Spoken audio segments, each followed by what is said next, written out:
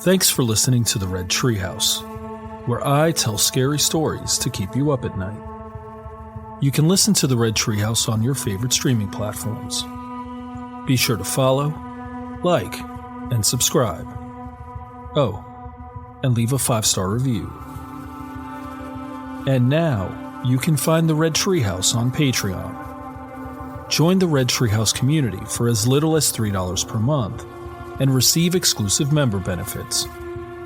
Simply go to patreon.com/Red Treehouse. Important note: sources for this episode can be found in the show notes. The Red Treehouse is dedicated to my dad. I love you, Pop.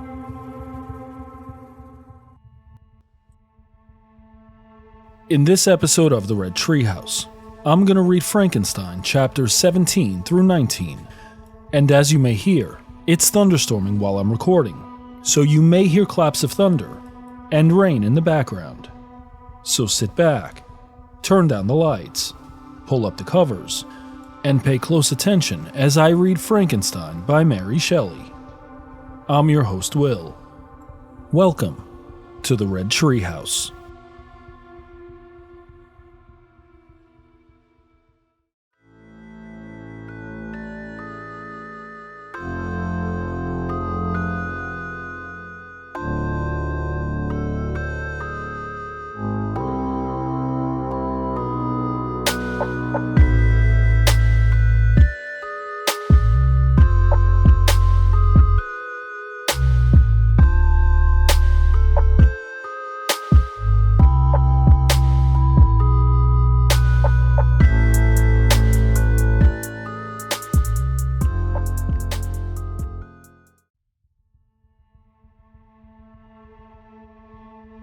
Frankenstein, Chapter 17. The being finished speaking and fixed his looks upon me in the expectation of a reply. But I was bewildered, perplexed, and unable to arrange my ideas sufficiently to understand the full extent of his proposition. He continued, "You must create a female for me with whom I can live in the interchange of those sympathies necessary for my being. This you alone can do, and I demand it of you as a right which you must not refuse to concede." The latter part of his tale had kindled anew in me the anger that had died away while he narrated his peaceful life among the cottagers, and as he said this, I could no longer suppress the rage that burned within me. "I do refuse it," I replied, "and no torture shall ever extort a consent from me. You may render me the most miserable of men, but you shall never make me base in my own eyes. Shall I create another like yourself, whose joint wickedness might desolate the world? Begone, I have answered you. You may torture me, but I will never consent." "You are in the wrong," replied the fiend, "and instead of threatening, I am content to reason with you. I am malicious because I am miserable. Am I not shunned and hated by all mankind? You, my creator, would tear me to pieces in triumph. Remember that, and tell me why I should pity man more than he pities me. You would not call it murder if you could precipitate me into one of those ice rifts and destroy my frame, the work of your own hands. Shall I respect man when he condemns me? Let him live with me in the interchange of kindness, and instead of injury, I would bestow every benefit upon him with tears of gratitude at his acceptance. But that cannot be. The human senses are insurmountable barriers to our union. Yet mine shall not be the submission of abject slavery. I will revenge my injuries. If I cannot inspire love, I will cause fear, and chiefly towards you, my archenemy, because my creator, do I swear inextinguishable hatred. Have a care. I will work at your destruction, nor finish until I desolate your heart, so that you shall curse the hour of your birth." A fiendish rage animated him as he said this. His face was wrinkled into contortions too horrible for human eyes to behold. But presently he calmed himself and proceeded. "I intended to reason. This passion is detrimental to me, for you do not reflect that you are the cause of its excess. If any being felt emotions of benevolence towards me, I should return them 100 and 100-fold. For that one creature's sake, I would make peace with the whole kind.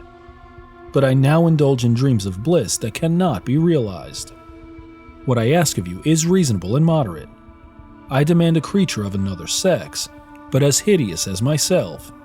The gratification is small, but it is all that I can receive, and it shall content me. It is true, we shall be monsters, cut off from all the world. But on that account, we shall be more attached to one another. Our lives will not be happy, but they will be harmless and free from the misery I now feel. Oh, my Creator, make me happy. Let me feel gratitude towards you for one benefit. Let me see that I excite the sympathy of some existing thing. Do not deny me my request. I was moved.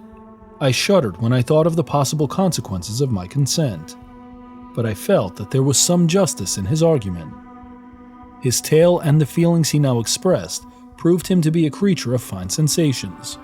And did I not, as his maker, owe him all the portion of happiness that it was in my power to bestow? He saw my change of feeling and continued, "If you consent, neither you nor any other human being shall ever see us again. I will go to the vast wilds of South America. My food is not that of man. I do not destroy the lamb and the kid to glut my appetite. Acorns and berries afford me sufficient nourishment. My companion will be of the same nature as myself, and will be content with the same fare. We shall make our bed of dried leaves. The sun will shine on us as on man, and will ripen our food.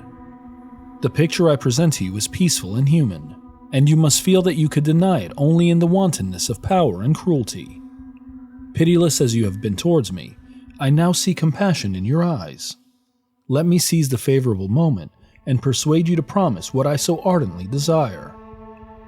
"You propose," replied I, "to fly from the habitations of man, to dwell in those wilds where the beasts of the field will be your only companions.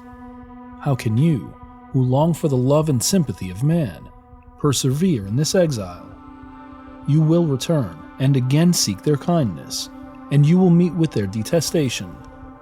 Your evil passions will be renewed, and you will then have a companion to aid you in the task of destruction. This may not be. Cease to argue the point, for I cannot consent. How inconstant are your feelings! But a moment ago you were moved by my representations. And why do you again harden yourself to my complaints? I swear to you by the earth which I inhabit, and by you that made me, that with the companion you bestow, I will quit the neighborhood of man and dwell, as it may chance, in the most savage of places. My evil passions will have fled, for I shall meet with sympathy. My life will flow quietly away, and in my dying moments I shall not curse my Maker." His words had a strange effect upon me. I compassionated him and sometimes felt a wish to console him. But when I looked upon him, when I saw the filthy mass that moved and talked, my heart sickened and my feelings were altered to those of horror and hatred. I tried to stifle these sensations. I thought that as I could not sympathize with him, I had no right to withhold from him the small portion of happiness which was yet in my power to bestow. "You swear," I said, "to be harmless. But have you not already shown a degree of malice that should reasonably make me distrust you? May not even this be a feint that will increase your triumph by affording a wider scope for your revenge? How is this? I must not be trifled with, and I demand an answer. If I have no ties and no affections, hatred and vice must be my portion. The love of another will destroy the cause of my crimes, and I shall become a thing of whose existence everyone will be ignorant. My vices are the children of a forced solitude that I abhor, and my virtues will necessarily arise when I live in communion with an equal. I shall feel the affections of a sensitive being, and become linked to the chain of existence and events from which I am now excluded." I paused some time to reflect on all he had related and the various arguments which he had employed. I thought of the promise of virtues which he had displayed on the opening of his existence, and the subsequent blight of all kindly feeling by the loathing and scorn which his protectors had manifested towards him. His powers and threats were not omitted in my calculations. A creature who could exist in the ice caves of the glaciers and hide himself from pursuit among the ridges of inaccessible precipices was a being possessing faculties it would be vain to cope with. After a long pause of reflection, I concluded that the justice due both to him and my fellow creatures demanded of me that I should comply with his request. Turning to him, therefore, I said, "I consent to your demand, on your solemn oath to quit Europe forever, and every other place in the neighborhood of man, as soon as I shall deliver into your hands a female who will accompany you in your exile." "I swear," he cried, "by the sun and by the blue sky of heaven, and by the fire of love that burns my heart, that if you grant my prayer, while they exist you shall never behold me again. Depart to your home and commence your labors. I shall watch their progress with unutterable anxiety, and fear not, but that when you are ready, I shall appear." Saying this, he suddenly quitted me, fearful perhaps of any change in my sentiments. I saw him descend the mountain with greater speed than the flight of an eagle, and quickly lost among the undulations of the sea of ice. His tale had preoccupied the whole day, and the sun was upon the verge of the horizon when he departed. I knew that I ought to hasten my descent towards the valley, as I should soon be encompassed in darkness, but my heart was heavy and my steps slow. The labor of winding among the little paths of the mountain and fixing my feet firmly as I advanced perplexed me, occupied as I was by the emotions which the occurrences of the day had produced. The stars shone at intervals as the clouds passed from over them. The dark pines rose before me, and every here and there a broken tree lay on the ground. It was a scene of wonderful solemnity, and stirred strange thoughts within me. I wept bitterly, and clasping my hands in agony, I exclaimed, "Oh, stars and clouds and winds, ye are all about to mock me. If ye really pity me, crush sensation and memory. Let me become as naught. But if not, depart and leave me in darkness." These were wild and miserable thoughts, but I cannot describe to you how the eternal twinkling of the stars weighed upon me, and how I listened to every blast of wind as if it were a dull, ugly siroc on its way to consume me. Morning dawned before I arrived at the village of Chamonix. I took no rest, but returned immediately to Geneva. Even in my own heart, I could give no expression to my sensations, and their excess destroyed my agony beneath them. Thus I returned home, and entering the house, presented myself to the family. My haggard and wild appearance awoke intense alarm, but I answered no question, scarcely did I speak. I felt as if I were placed under a ban, as if I had no right to claim their sympathies, as if never more might I enjoy companionship with them. Yet even thus, I loved them to adoration, and to save them, I resolved to dedicate myself to the most abhorred task. The prospect of such an occupation made every other circumstance of existence pass before me like a dream, and that thought only had to me the reality of life. This podcast is brought to you by Carvana. Got a car to sell but no time to waste? Hop on to Carvana.com to get a real offer for your car in seconds. All you have to do is enter your license plate, answer a few quick questions, and if you accept the offer, Carvana will pay you as soon as you hand the keys over. They even offer same-day pickup in many cities. Save your time, score some cash, and sell your car the convenient way to Carvana. Pickup times vary. Fees may apply. Chapter 18. Day after day, week after week, passed away on my return to Geneva, and I could not collect the courage to recommence my work. I feared the vengeance of the disappointed fiend, yet I was unable to overcome my repugnance to the task which was enjoined me. I found that I could not compose a female without again devoting several months to profound study and laborious disquisition. I had heard of some discoveries having been made by an English philosopher, the knowledge of which was material to my success, and I sometimes thought of obtaining my father's consent to visit England for this purpose. But I clung to every pretense of delay, and shrank from taking the first step in an undertaking whose immediate necessity began to appear less absolute to me. A change indeed had taken place in me. My health, which had hitherto declined, was now much restored, and my spirits, when unchecked by the memory of my unhappy promise, rose proportionably. My father saw this change with pleasure, and he turned his thoughts towards the best method of eradicating the remains of my melancholy, which every now and then would return by fits, and with a devouring blackness overcast the approaching sunshine. At these moments, I took refuge in the most perfect solitude. I passed whole days on the lake alone in a little boat, watching the clouds and listening to the rippling of the waves, silent and listless. But the fresh air and bright sun seldom failed to restore me to some degree of composure, and on my return, I met the salutations of my friends with a readier smile and a more cheerful heart. It was after my return from one of these rambles that my father, calling me aside, thus addressed me. "I am happy to remark, my dear son, that you have resumed your former pleasures and seem to be returning to yourself. And yet, you are still unhappy and still avoid our society. For some time I was lost in conjecture as to the cause of this, but yesterday an idea struck me, and if it is well founded, I conjure you to avow it. Reserve on such a point would be not only useless, but draw down treble misery on us all."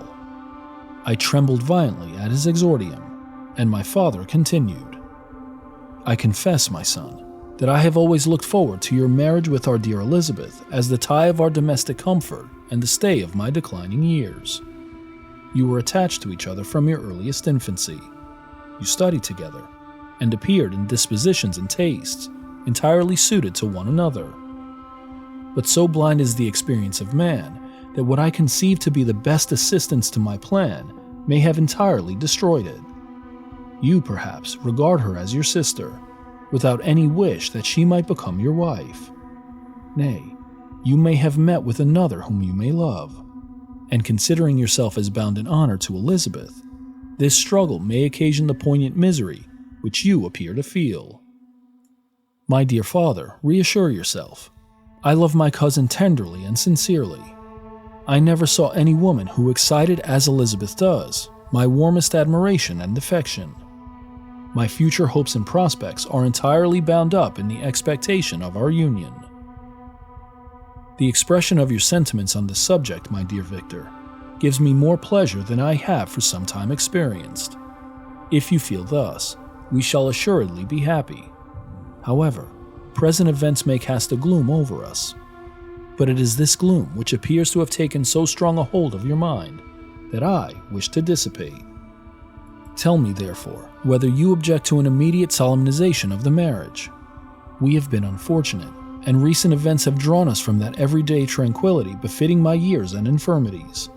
You are younger, yet I do not suppose, possessed as you are of a competent fortune, that an early marriage would at all interfere with any future plans of honor and utility that you may have formed. Do not suppose, however, that I wish to dictate happiness to you, or that a delay on your part would cause me any serious uneasiness. Interpret my words with candor, and answer me, I conjure you, with confidence and sincerity." I listened to my father in silence, and remained for some time incapable of offering any reply. I revolved rapidly in my mind a multitude of thoughts and endeavored to arrive at some conclusion. Alas, to me the idea of an immediate union with my Elizabeth was one of horror and dismay. I was bound by a solemn promise which I had not yet fulfilled and dared not break, or if I did, what manifold miseries might not impend over me and my devoted family? Could I enter into a festival with this deadly weight yet hanging round my neck and bowing me to the ground? I must perform my engagement and let the monster depart with his mate before I allowed myself to enjoy the delight of a union from which I expected peace. I remembered also the necessity imposed upon me of either journeying to England or entering into a long correspondence with those philosophers of that country whose knowledge and discoveries were of indispensable use to me in my present undertaking. The latter method of obtaining the desired intelligence was dilatory and unsatisfactory. Besides, I had an insurmountable aversion to the idea of engaging myself in my loathsome task in my father's house, while in habits of familiar intercourse with those I loved. I knew that 1,000 fearful accidents might occur, the slightest of which would disclose a tale to thrill all connected with me with horror. I was also aware that I should often lose all self-command, all capacity of hiding the harrowing sensations that would possess me during the progress of my unearthly occupation. I must absent myself from all I loved while thus employed. Once commenced, it would quickly be achieved, and I might be restored to my family in peace and happiness. My promise fulfilled, the monster would depart forever. Or, so my fond fancy imaged, some accident might meanwhile occur to destroy him and put an end to my slavery forever. These feelings dictated my answer to my father. I expressed a wish to visit England, but concealing the true reasons of this request, I clothed my desires under a guise which excited no suspicion, while I urged my desire with an earnestness that easily induced my father to comply. After so long a period of an absorbing melancholy that resembled madness in its intensity and effects, he was glad to find that I was capable of taking pleasure in the idea of such a journey, and he hoped that change of scenery and varied amusement would, before my return, have restored me entirely to myself. The duration of my absence was left to my own choice. A few months, or at most a year, was the period contemplated. One paternal kind precaution he had taken to ensure my having a companion. Without previously communicating with me, he had, in concert with Elizabeth, arranged that Clerval should join me at Strasbourg. This interfered with the solitude I coveted for the prosecution of my task. Yet at the commencement of my journey, the presence of my friend could in no way be an impediment, and truly I rejoiced that thus I should be saved many hours of lonely, maddening reflection. Nay, Henry might stand between me and the intrusion of my foe. If I were alone, would he not at times force his abhorred presence on me to remind me of my task or to contemplate its progress? To England, therefore, I was bound, and it was understood that my union with Elizabeth should take place immediately on my return. My father's age rendered him extremely averse to delay. For myself, there was one reward I promised myself for my detested toils, one consolation for my unparalleled sufferings. It was the prospect of that day when, enfranchised from my miserable slavery, I might claim Elizabeth and forget the past in my union with her. I now made arrangements for my journey, but one feeling haunted me which filled me with fear and agitation. During my absence, I should leave my friends unconscious of the existence of their enemy and unprotected from his attacks, exasperated as he might be by my departure. But he had promised to follow me wherever I might go, and would he not accompany me to England? This imagination was dreadful in itself, but soothing inasmuch as it supposed the safety of my friends. I was agonized with the idea of the possibility that the reverse of this might happen. But through the whole period during which I was the slave of my creature, I allowed myself to be governed by the impulses of the moment, and my present sensations strongly intimated that the fiend would follow me and exempt my family from the danger of his machinations. It was in the latter end of September that I again quitted my native country.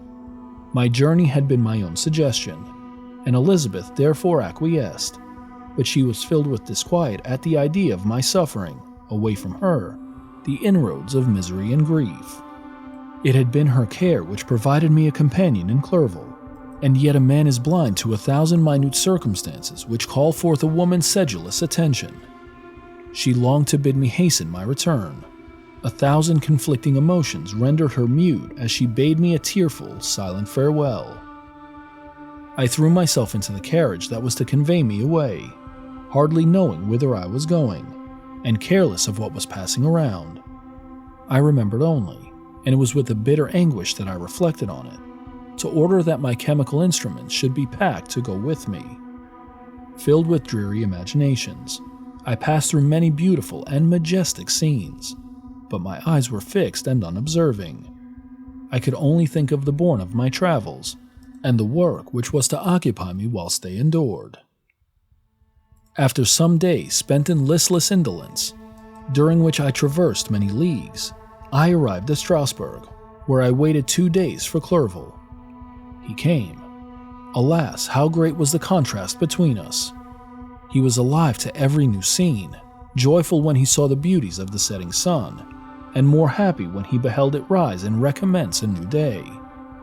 He pointed out to me the shifting colors of the landscape and the appearances of the sky, "This is what it is to live," he cried. "Now I enjoy existence. But you, my dear Frankenstein, wherefore are you desponding and sorrowful?" In truth, I was occupied by gloomy thoughts, and neither saw the descent of the evening star nor the golden sunrise reflected in the Rhine. And you, my friend, would be far more amused with the journal of Clerval, who observed the scenery with an eye of feeling and delight, than in listening to my reflections. I, a miserable wretch, haunted by a curse that shut up every avenue to enjoyment. We had agreed to descend the Rhine in a boat from Strasbourg to Rotterdam, whence we might take shipping for London. During this voyage, we passed many willowy islands and saw several beautiful towns. We stayed a day at Mannheim, and on the 5th from our departure from Strasbourg, arrived at Mans. The course of the Rhine below Mans becomes much more picturesque. The river descends rapidly and winds between hills, not high but steep, and of beautiful forms. We saw many ruined castles standing on the edges of precipices, surrounded by black woods, high and inaccessible. This part of the Rhine, indeed, presents a singularly variegated landscape. In one spot you view rugged hills, ruined castles overlooking tremendous precipices, with the dark Rhine rushing beneath, and on the sudden turn of a promontory, flourishing vineyards with green sloping banks and a meandering river and populous towns occupy the scene. We traveled at the time of the vintage and heard the song of the laborers as we glided down the stream. Even I, depressed in mind, and my spirits continually agitated by gloomy feelings, even I was pleased. I lay at the bottom of the boat, and as I gazed on the cloudless blue sky, I seemed to drink in a tranquility to which I had long been a stranger. And if these were my sensations, who can describe those of Henry? He felt as if he had been transported to fairyland, and enjoyed a happiness seldom tasted by man. "I have seen," he said, "the most beautiful scenes of my own country. I have visited the lakes of Lucerne and Uri, where the snowy mountains descend almost perpendicularly to the water, casting black and impenetrable shades, which would cause a gloomy and mournful appearance were it not for the most verdant islands that relieve the eye by their gay appearance.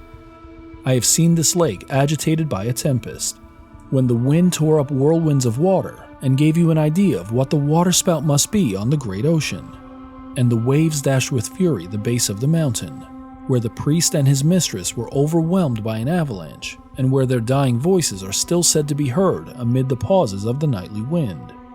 I have seen the mountains of La Valais, and the Pays de Vaud.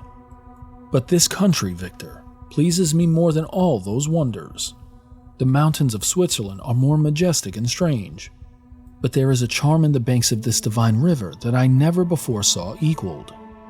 Look at that castle which overhangs yon precipice, and that also on the island, almost concealed amongst the foliage of those lovely trees.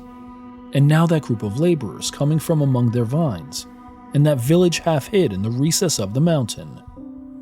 Oh, surely the spirit that inhabits and guards this place has a soul more in harmony with man than those who pile the glacier or retire to the inaccessible peaks of the mountains of our own country. Clerval, beloved friend, even now it delights me to record your words and to dwell on the praise of which you are so eminently deserving. He was a being formed in the very poetry of nature. His wild and enthusiastic imagination was chastened by the sensibility of his heart. His soul overflowed with ardent affections, and his friendship was that of a devoted and wondrous nature that the worldly mindly teach us to look for only in the imagination. But even human sympathies were not sufficient to satisfy his eager mind. The scenery of external nature, which others regard only with admiration, he loved with ardor. The sounding cataract haunted him like a passion. The tall rock, the mountain, and the deep and gloomy wood, their colors and their forms, were then to him an appetite, a feeling and a love, that had no need of a remoter charm, by thought supplied, or any interest unborrowed from the eye. Wordsworth's Tintern Abbey. And where does he now exist? In this gentle and lovely being lost forever? Has this mind so replete with ideas, imaginations fanciful and magnificent, which formed a world, whose existence depended on the life of its creator, had this mind perished? Does it now only exist in my memory? No, it is not thus. Your form, so divinely wrought and beaming with beauty, has decayed, but your spirit still visits and consoles your unhappy friend. Pardon this gush of sorrow. Those ineffectual words are but a slight tribute to the unexampled worth of Henry, but they soothe my heart, overflowing with the anguish which his remembrance creates. I will proceed with my tale.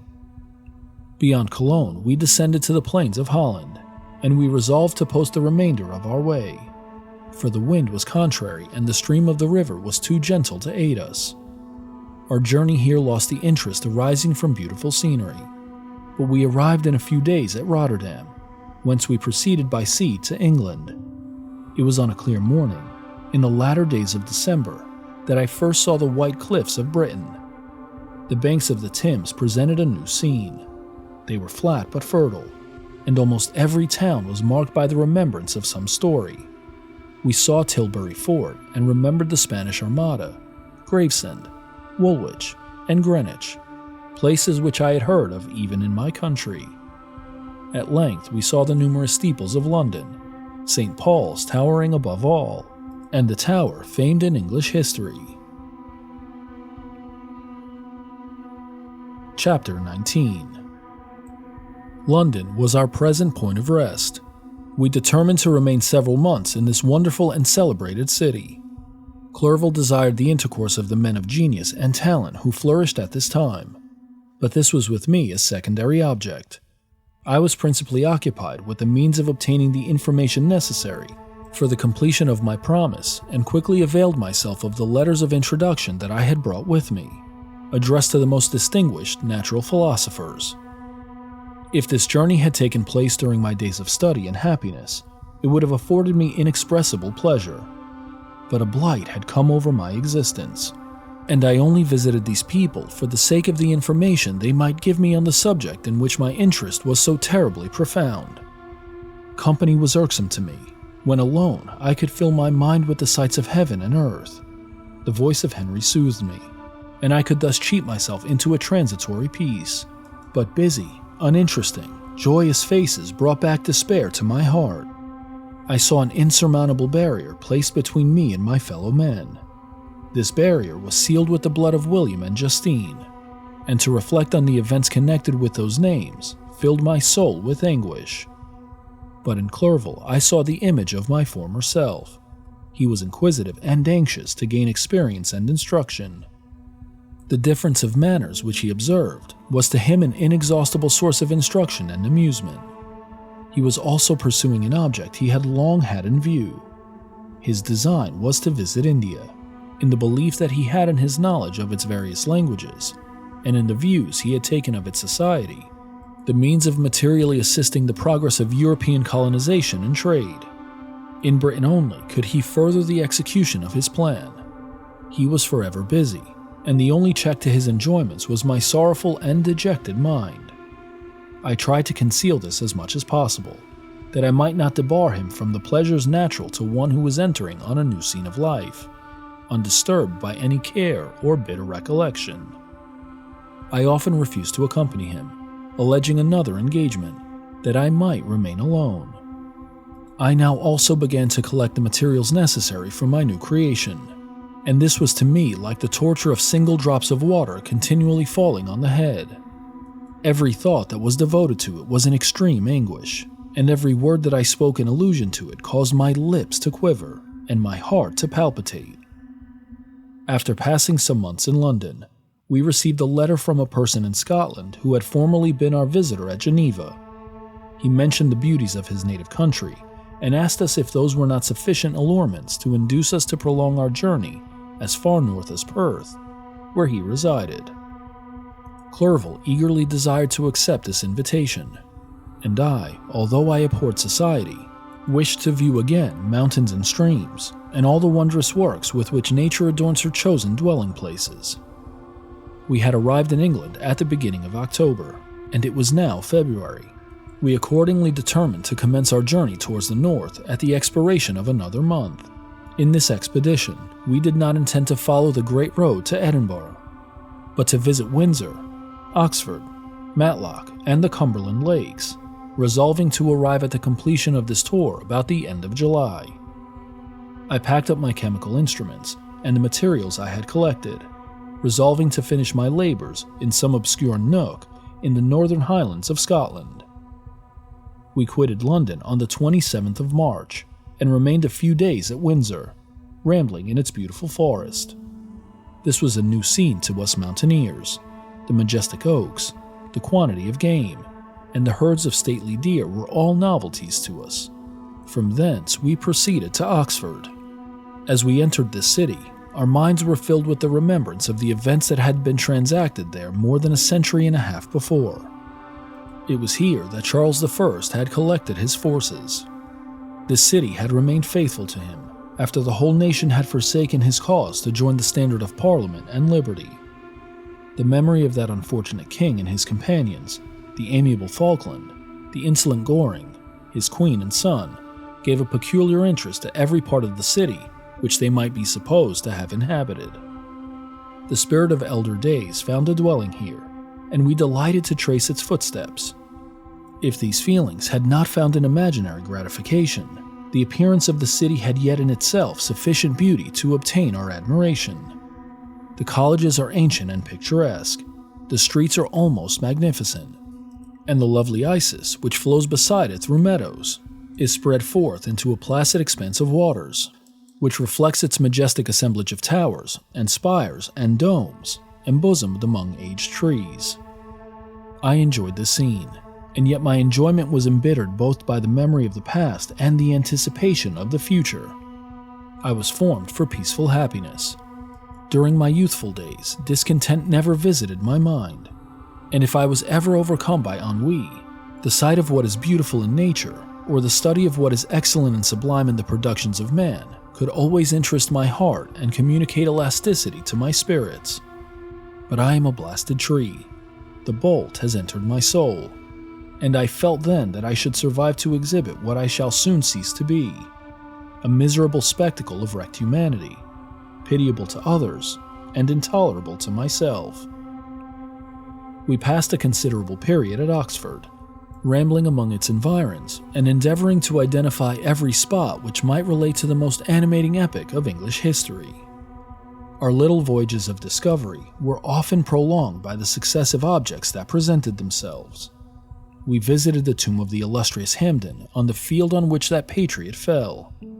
For a moment, my soul was elevated from its debasing and miserable fears to contemplate the divine ideas of liberty and self-sacrifice of which these sites were the monuments of their remembrancers. For an instant, I dared to shake off my chains and look around me with a free and lofty spirit, but the iron had eaten into my flesh, and I sank again, trembling and hopeless, into my miserable self.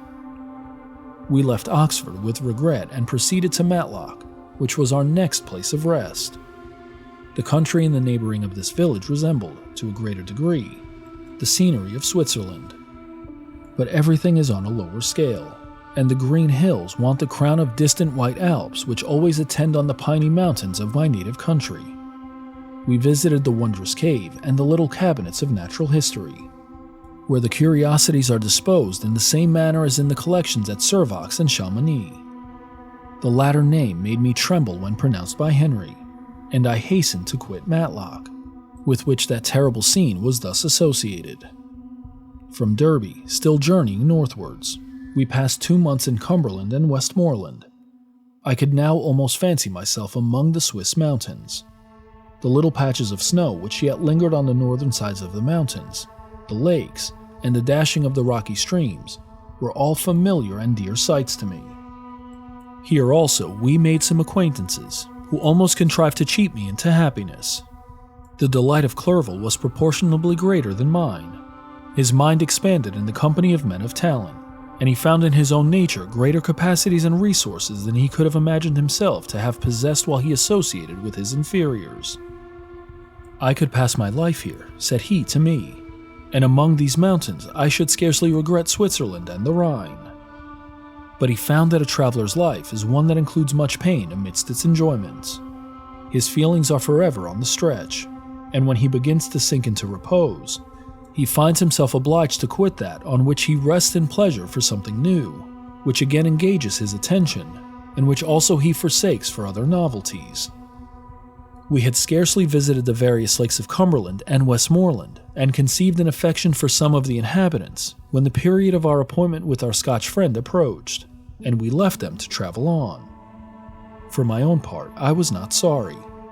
I had now neglected my promise for some time, and I feared the effects of the Damon's disappointment. He might remain in Switzerland and wreak his vengeance on my relatives. This idea pursued me and tormented me at every moment from which I might otherwise have snatched repose and peace. I waited for my letters with feverish impatience. If they were delayed, I was miserable and overcome by 1,000 fears. And when they arrived, and I saw the superscription of Elizabeth or my father, I hardly dared to read and ascertain my fate. Sometimes I thought that the fiend followed me and might expedite my remissness by murdering my companion. When these thoughts possessed me, I would not quit Henry for a moment, but followed him as his shadow, to protect him from the fancied rage of his destroyer. I felt as if I had committed some great crime, the consciousness of which haunted me. I was guiltless, but I had indeed drawn down a horrible curse upon my head, as mortal as that of crime.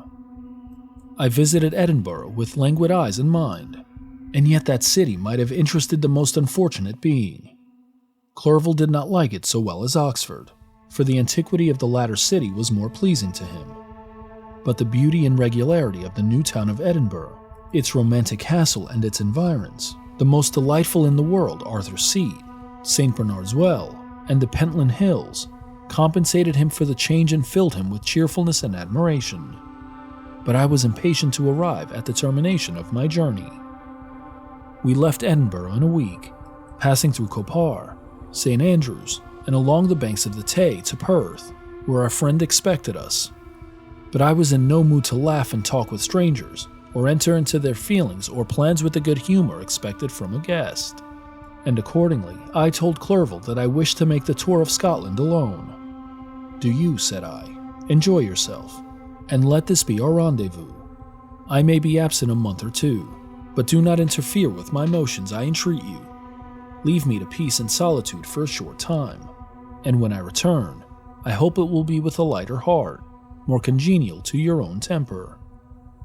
Henry wished to dissuade me, but seeing me bent on this plan, ceased to remonstrate. He entreated me to write often. "I had rather be with you," he said, "in your solitary rambles, than with these Scotch people, whom I do not know. Hasten then, my dear friend, to return, that I may again feel myself somewhat at home, which I cannot do in your absence." Having parted from my friend, I determined to visit some remote spot of Scotland and finish my work in solitude. I did not doubt but that the monster followed me and would discover himself to me when I should have finished, that he might receive his companion. With this resolution, I traversed the northern highlands and fixed on one of the most remotest of the Orkneys as the scene of my labors. It was a place fitted for such a work, being hardly more than a rock whose high sides were continually beaten upon by the waves. The soil was barren, scarcely affording pasture for a few miserable cows, and oatmeal for its inhabitants, which consisted of 5 persons, whose gaunt and scraggly limbs gave tokens of their miserable fare. Vegetables and bread, when they indulged in such luxuries, and even fresh water, was to be procured from the mainland, which was about 5 miles distant. On the whole island there were but 3 miserable huts, and one of these was vacant when I arrived. This I hired. It contained but 2 rooms, and these exhibited all the squalidness of the most miserable penury. The thatch had fallen in, the walls were unplastered, and the door was off its hinges. I ordered it to be repaired, bought some furniture, and took possession, an incident which would doubtless have occasioned some surprise, had not all the senses of the cottagers been benumbed by want and squalid poverty. As it was, I lived ungazed at and unmolested, hardly thanked for the pittance of food and clothes which I gave. So much does suffering blunt even the coarsest sensations of men. In this retreat I devoted the morning to labor, but in the evening, when the weather permitted, I walked on the stony beach of the sea to listen to the waves as they roared and dashed at my feet. It was a monotonous yet ever-changing scene. I thought of Switzerland. It was far different from this desolate and appalling landscape. Its hills are covered with vines, and its cottages are scattered thickly in the plains. Its fair lakes reflect the blue and gentle sky, and when troubled by the winds, their tumult is but as the play of a lively infant when compared to the roarings of the giant ocean. In this manner, I distributed my occupations when I first arrived, but as I proceeded in my labor, it became every day more horrible and irksome to me. Sometimes I could not prevail on myself to enter my laboratory for several days, and at other times I toiled day and night in order to complete my work. It was indeed a filthy process in which I was engaged. During my first experiment, a kind of enthusiastic frenzy had blinded me to the horror of my employment. My mind was intently fixed on the consummation of my labor, and my eyes were shut to the horror of my proceedings. But now I went to it in cold blood, and my heart often sickened at the work of my hands. Thus situated, employed in the most detestable occupation, immersed in a solitude where nothing could for an instant call my attention from the actual scene in which I was engaged, my spirits became unequal. I grew restless and nervous. Every moment I feared to meet my persecutor. Sometimes I sat with my eyes fixed on the ground, fearing to raise them lest they should encounter the object which I so much dreaded to behold. I feared to wander from the sight of my fellow creatures, lest when alone, he should come to claim his companion. In the meantime I worked on, and my labor was already considerably advanced. I looked towards its completion with a tremulous and eager hope, which I dared not trust myself to question, but which was intermixed with obscure forebodings of evil that made my heart sicken in my bosom. What do you think of this classic story so far? Comment or email redtreehousepod@gmail.com. As we turn down the lights on this episode, make plans to join me next time as I continue reading Frankenstein by Mary Shelley. I'm your host, Will. Thanks for joining me in the Red Treehouse.